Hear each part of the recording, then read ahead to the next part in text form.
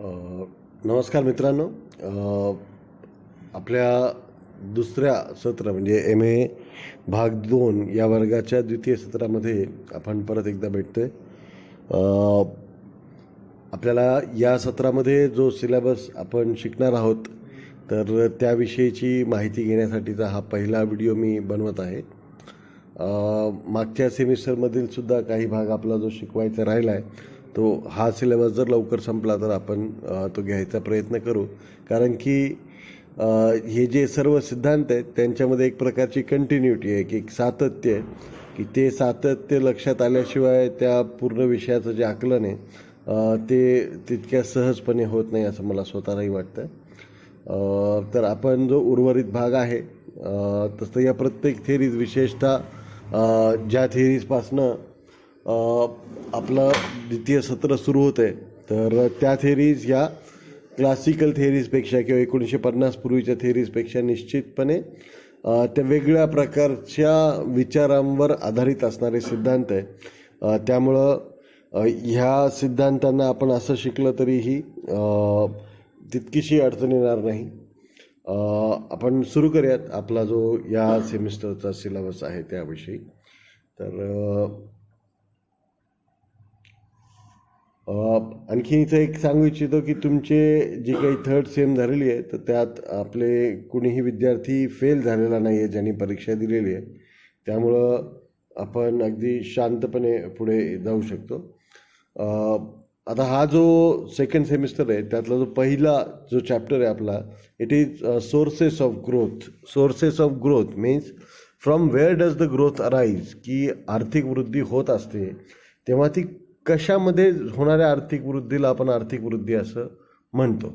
मग ही होण्यासाठी आपण ह्या सोर्सेसला जर आपण स्ट्रेंथन केलं, की ह्या जे स्रोत आहेत आर्थिक वृद्धीचे स्रोत आहेत त्यांचं जर आपण सबलीकरण केलं, त्यांना खत पाणी घातलं तर आपली आर्थिक वृद्धी चांगली होईल असं हे सर्व सिद्धांत सुचवतात.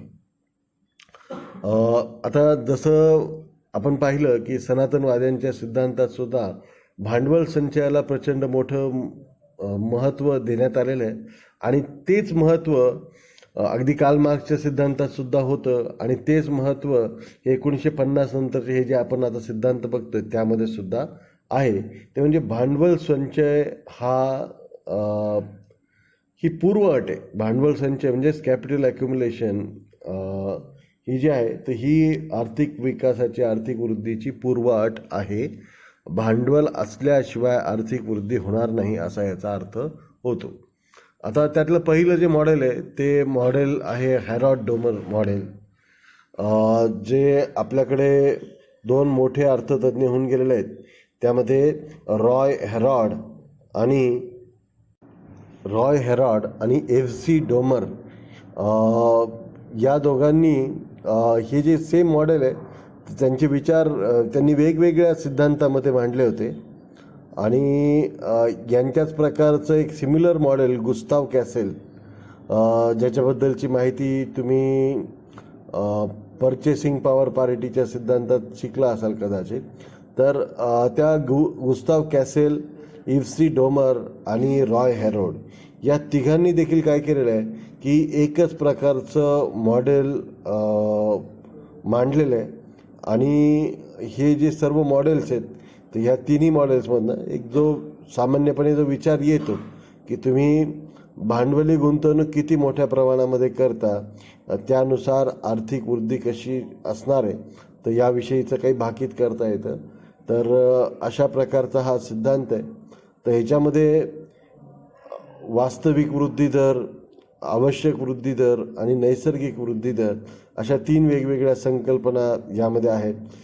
खरं तर आर्थिक वृद्धीच्या सिद्धांतातला सर्वात महत्त्वाचा जो सिद्धांत आहे या आपल्या सेकंड सेमिस्टरमध्ये तर तो आपलं पहिलंच जो सिद्धांत आहे तो म्हणजे हॅरॉड डोमरचा सिद्धांत. आता खरं तर इथं आपण हॅरॉड डोमर प्रतिमान म्हणून त्याला ओळखलं जातं. एकच जरी आपण त्याला म्हणत असलो हॅरॉड डोमर मॉडेल, मात्र हे दोन वेगवेगळे सिद्धांत आहेत. ते शिकताना आपण वेगवेगळे शिकणार आहे. But the conclusions to which they lead they are similar.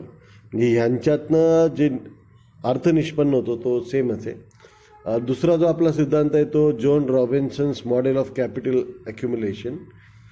त्यांनी काय केलेलं आहे, golden rule of capital accumulation सांगितलेलं आहे की जॉन रॉबिन्सन ह्या खरं तरी आर्थिक विचारवंतांच्या जो काही इतिहासात आपण बघायला गेलो तर त्यामध्ये सर्वाधिक योगदान देणारी स्त्री म्हणून आपण जॉन रॉबिन्सनकडे पाहू शकतो. मॉडर्न थेअरी ऑफ रेंटमध्ये सुद्धा त्यांचं योगदान खूप मोठं आहे. तर त्या जॉन रॉबिन्सन यांनी सुद्धा एक कॅपिटल अक्युमुलेशनचं मॉडेल प्रतिमान त्यांनी तयार केलेलं आहे. त्यातनंच एक गोल्डन रूल ऑफ अक्युमुलेशन आहे की किती भांडवल संचय व्हायला पाहिजे जर आपल्याला आर्थिक वृद्धी चांगली साध्य करायची असेल तर. मग त्यातनं हे वेगवेगळ्या गोष्टी बाहेर येतात.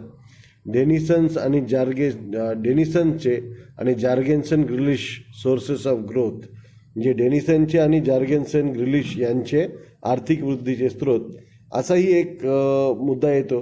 खरं तर हे थोडेसे लेटर मॉडेल्स आहेत हे डेनिसन किंवा जार्गेन्सन ग्रिलिशवाले. तर यांच्या म्हणण्यानुसार की आर्थिक वृद्धी ही केवळ भांडवलातून येत नाही, तर मग त्यासाठी मग तुम्हाला मानव विकास गरजेचा आहे, पायाभूत सुविधांचा विकास गरजेचा आहे. अशा अनेक बाबींची चर्चा त्यांनी केलेली आहे आणि ती आपल्याला याच चॅप्टरमध्ये बघायची आहे. आता हे झाले मॉडेल्स की जो पहिला जो चॅप्टर आहे सोर्सेस ऑफ ग्रोथ, ह्यामधले जे प्रतिमानं आहेत तर ही सर्व प्रतिमानं ही आपण असं म्हणूयात की थोडीशी टेक्निकल स्वरूपाची प्रतिमानं आहेत. आणि जो दुसरा चॅप्टर आहे तर ह्याच्यामध्ये काय, आता पहिली जी प्रतिमानं आहेत हॅरल्ड डोमर असू द्या, जॉन रॉबिन्सन असू द्या किंवा डेनिसन जार्गेन्सन असू द्या, तर ह्यांच्यामधनं एक पाश्चिमात्य राष्ट्रामध्ये, भांडवलशाही राष्ट्रामध्ये ज्या प्रकारच्या प्रतिमानांचा उपयोग केलेला आहे त्यांची चर्चा केल्याचं दिसते. मात्र काही देश असे होते, उदाहरणार्थ ब्राझील, अर्जेंटिना, उरुग्वे, पेरुग्वे, चिली, त्यांनी असे विचार मांडले की ही जी पाश्चिमात्य राष्ट्रांचे जे काही विचार आहेत, आर्थिक विचार आहेत, आर्थिक सिद्धांत आहेत, तर ते जसेच्या तसे इतर ठिकाणांना लागू पडत नाहीत. उदाहरणार्थ चीनमध्ये किंवा कोरियामध्ये, नॉर्थ ईस्ट कंट्रीजमध्ये जे आपले पूर्व आशियाई राष्ट्र आहेत, त्यामध्ये व्हिएतनाम, लाओस, कंबोडिया हे या टाईपचे राष्ट्र, किंवा भारत, पाकिस्तान, बांगलादेश, श्रीलंका या टाईपचे राष्ट्र यांना लागू पडत नाहीत. त्याच्यामध्ये आपण काय केलं पाहिजे, काही पर्यायी प्रतिमानांची निर्मिती केली पाहिजे. आणि मग त्यात त्यांनी सांगितलेलं आहे की मॉडेल्स ऑफ टेक्निकल चेंज, की तांत्रिक बदलांचे प्रतिमानं. मग ह्याच्यामध्ये न्यूट्रल आणि नॉन न्यूट्रल टेक्निकल चेंज, त्यानंतर इम्बॉडीड अँड डिसइम्बॉडीड टेक्निकल चेंज, अशा प्रकारचे घटक आपल्याला यामध्ये दिसतात. त्यानंतर the indigenous growth theory. The indigenous growth theory म्हणजे विकास जो आहे तो अंतर्गत घटकामुळे, तंत्रज्ञानामुळे, भांडवलामुळे होतो असंच म्हणणारे काही निओ क्लासिकल्स आपल्याकडे आलेले आहेत. त्यामध्ये केनेथ ॲरो असेल, रॉबर्ट लुकास आणि रोमर यांचे टेक्निकल चेंजचे जे मॉडेल्स आहेत तर त्यांचा अभ्यास आपल्याला करायचा आहे. त्यानंतर विशेषतः हे जे मी मगाशी सांगितलं की ब्राझील, अर्जेंटिना, उरुग्वे, पेरुग्वे त्या राष्ट्रामधल्या इकॉनॉमिस्टनी एक वेगळ्या प्रकारच्या विकासाचे सिद्धांत मांडले, ज्याला सोशल, टेक्नॉलॉजिकल अँड फायनान्शियल ड्युअलिझम असं म्हणतात.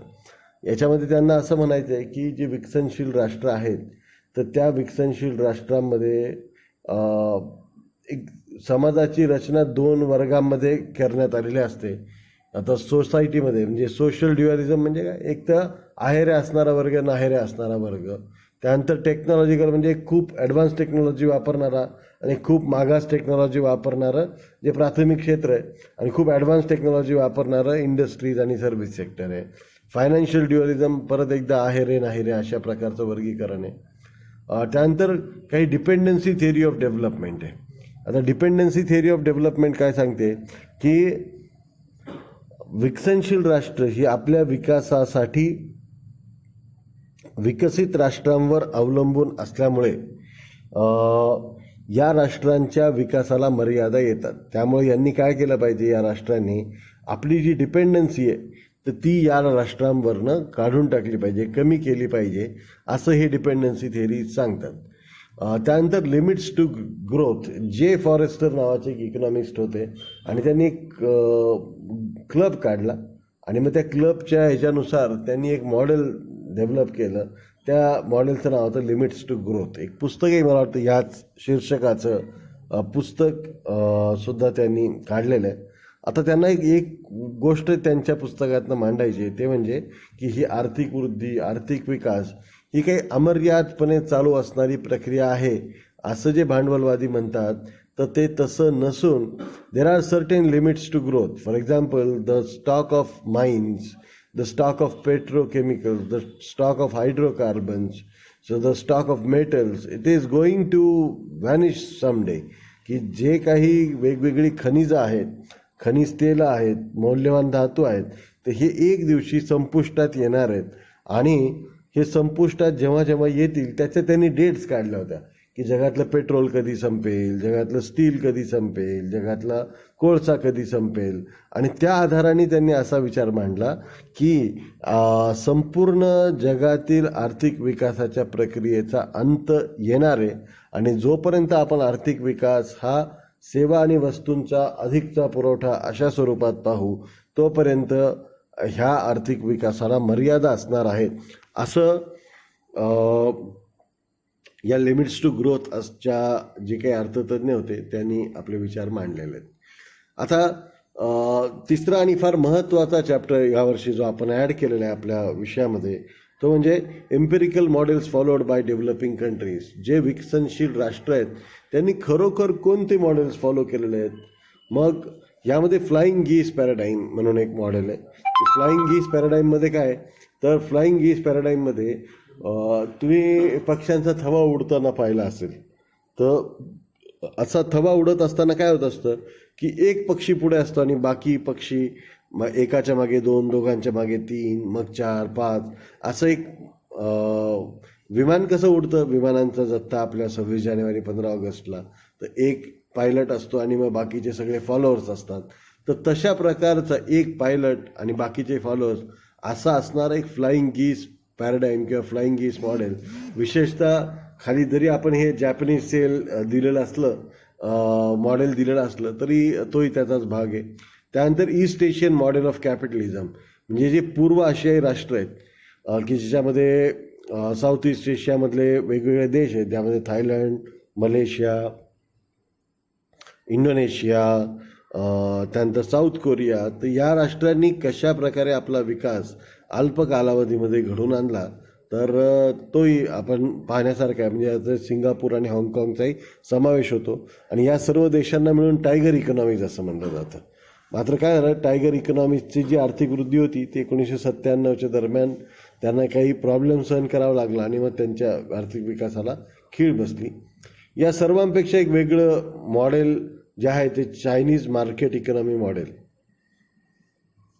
तर चीनची जे आर्थिक विकासाचं मॉडेल आहे, तर तो सुद्धा याच्यातलाच प्रश्न आहे की कशा प्रकारे चीन आपली राज्यव्यवस्था ही साम्यवादी ठेवतो आणि आपली अर्थव्यवस्था ही मार्केट इकॉनॉमी म्हणून पुढे करतो. तर कशा प्रकारे हे मॉडेल कुणी मांडलं, मग ते कधी सुरू झालं आणि त्याची काय फलनिष्पत्ती झालेली आहे, तर याविषयीची माहिती आपल्याला दिसते. त्यानंतर रशियाची ग्लासनोस्ट अँड पेरेस्ट्रायका आणि इंडियाची लिबरलायझेशन, प्रायव्हेटायझेशन आणि ग्लोबलायझेशन. तर हे सुद्धा जी प्रतिमान आहेत, तर यांचा सुद्धा म्हणजे त्यांच्यात फरक काय आहे, साम्य काय, हे आपल्याला बघायचं आहे. आणि जो शेवटचा चॅप्टर आपला असणार आहे की ज्याच्यामध्ये मेजर्स फॉर इकॉनॉमिक डेव्हलपमेंट, तर याच्यामध्ये change in the role of agriculture during the process of economic development. आर्थिक वृद्धीच्या प्रक्रियेमध्ये कृषी क्षेत्राचा जो भूमिकेतील जो बदल आहे, म्हणजे सुरुवातीला काय होतं, कृषी क्षेत्र हे आर्थिक वृद्धीला सहाय्यक असणारा अर्थव्यवस्थेचा घटक म्हणून ते काम करत असायचं. मात्र अलीकडल्या काळामध्ये कृषीकडे व्यवसाय म्हणून बघण्याकडे आपला कल वाढवला पाहिजे आणि तसा तो सर्व विकसित राष्ट्रांमध्ये वाढलेला आहे ऑलरेडी. तर तसं करणं गरजेचं आहे. त्यांची भूमिकेत काय बदल होत आहे तोही बघायचा आहे.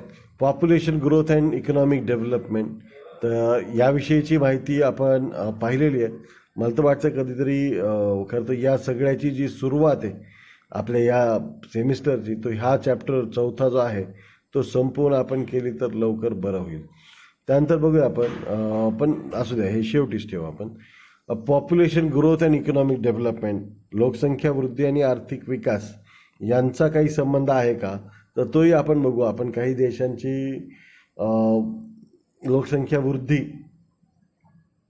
आणि आर्थिक वृद्धी या दोन्ही गोष्टी लक्षात घेऊ आणि त्यांचं कंपॅरिझन भारताशी करू. Human capital formation and entrepreneurship म्हणजे मानवी संसाधनांची उभारणी आणि उद्योजकता, की उद्योजकता कधी वाढते तर तुमच्याकडे जे मानव संसाधन आहेत ते विकसित व्हायला पाहिजे. खरं तर सगळेच MBA वाले काही उद्योग काढत नसतात, मात्र त्यातले काही निश्चितपणे काढतात. मग ह्या सगळ्याचा काय संबंध आहे तर तोही आपल्याला बघायचा आहे. आणि ह्युमन कॅपिटल फॉर्मेशन म्हणजे याच्यामध्ये टेक्निकल एज्युकेशन असणारे, अगदी ITI शिकलेले लोक असतील तिथपासनं तर ते डॉक्टर इंजिनियर पण सगळ्या लोकांचा समावेश होतो. आणि जो शेवटचा घटक आहे तो फॉरेन ट्रेड आणि इकॉनॉमिक डेव्हलपमेंट यांची काय भूमिका असते, role of foreign trade in economic development, आर्थिक विकासामध्ये परकीय व्यापाराची काय भूमिका असते, हा सुद्धा घटक आपल्याला आज समजून घ्यायचा आहे. तर अशा प्रकारे हा आपला एकंदरीत जो सिलेबस आहे तर तो असणार आहे. खरं तर माझ्याकडनं सिलेबस सुरू करायला उशीर झाला आहे, पण आपण या सेमिस्टरमध्ये सर्व घटक कवर होतील अशा प्रकारे शिकवण्याचा निश्चित प्रयत्न करू. कारण की ऑफलाईन वर्ग सुरू होत आहेत आणि त्या ज्या अवघड थिअरीज आहेत तर त्या थोड्याशा वर्गामध्ये समोरासमोर शिकवणं जास्त सोपं आहे. ह्यासाठी जेव्हा माहिती गोळा करायला लागते ऑनलाईन, त्यामध्ये मग ती मनासारखी मिळाली नाही तर मग तो भाग तसा राहतो. पण तसं न होता आपण जास्तीत जास्त लवकर हा भाग कसा संपेल, कारण की या सेमिस्टरमध्ये तुम्हाला अनेक गोष्टी करायच्या आहेत, तर त्यामुळं तुम्हाला अजून वेळ देणं गरजेचं आहे. तर मागच्या सेमिस्टरप्रमाणे आपण यावेळेससुद्धा 60 मार्क हे तुमच्या टर्मेंटच्या परीक्षेला असणार आहेत आणि 40 मार्क इंटरनल असणार आहेत. तर आपण 2 टेस्ट घेणार आहे मागच्या सेमप्रमाणे. त्या दोन्ही टेस्ट ऑनलाईन होतील. ह्या दोन्हीही टेस्ट ऑनलाईन होतील, त्यातली कुठलीही टेस्ट ऑफलाईन होणार नाही. तुम्ही वर्गात येऊन ऑनलाईन टेस्ट भरू शकता, मात्र ह्या बहुतांश टेस्ट ज्या असतात त्या दोनच टेस्ट असणार आहेत, त्या दोन्ही ऑनलाईन होणार आहेत. एवढं मात्र मी आत्ताच जाहीर करतो.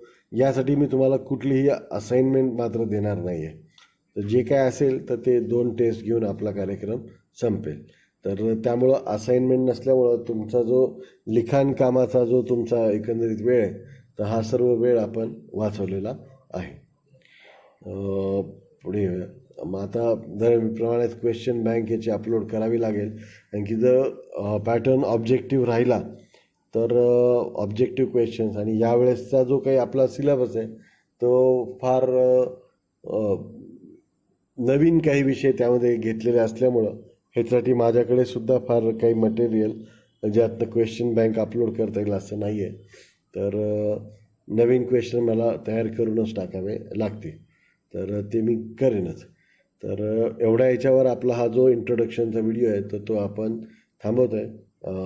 तुमचे धन्यवाद. आणि लवकरच आपला जो पुढचा व्हिडिओ असेल हॅरॉड डोमरच्या मॉडेलविषयीचा आणि त्याच्या ज्या नोट्स असतील त्या मी सुरुवातीला पाठवेन आता आज उद्यामध्ये. तर त्या नोट्स तुम्ही अभ्यासाव्यात, म्हणजे जेव्हा आपण ॲक्च्युअल शिकवायला सुरुवात करू तेव्हा तो तुम्हाला सोपं पडेल. तर चला भेटूया मग पुढच्या तासाला. धन्यवाद.